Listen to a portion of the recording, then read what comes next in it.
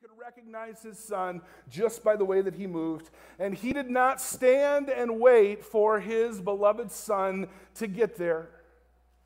He did something that was shameful and was undistinguished and undignified. He lifted up his robes and he took off to greet his son outside of the city limits.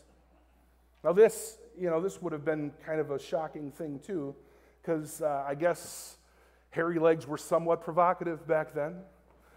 And so a father like this, a man of status and a man of wealth and a man of respect would never do this. But you know what? The father did this because he knew that if the son reached the city gates and started walking through the city, that community would not have received him back. And so he had to run and greet the son and save his son that shame and embarrassment. The son would have certainly been mocked and insulted. The son could have been driven out, perhaps even stoned.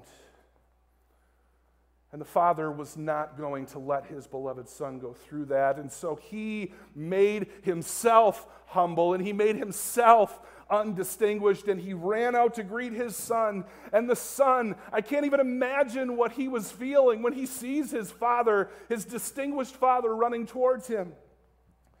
And he thought to himself, oh man, what was that speech I was going to make for my father? Before you know it, the father stands in front of him, and the son, I can imagine, begins to kneel down in front of him, but the father steps forward and embraces him. And he starts his speech, the young son, and he starts his speech, and he says, Father, I've sinned against heaven, and I've sinned against you, and I'm not worthy to be your son. And the father stops him and says, no, you're back. And the father yells at his servants, and he says, go get my finest robe. Now that would have been his robe. It would have been a sign of respect. It would have been a sign of complete acceptance back into the family, back into the community. He says, go get my ring as well and get some sandals. This kid shouldn't be walking around on bare feet. He says, go and slaughter the fattened calf because we are going to party. And so the young son comes back to his father's house, expecting to have to beg, expecting that best case scenario he would be accepted back in, but at a much lower position. But see, the father's not like that. The father's not like that.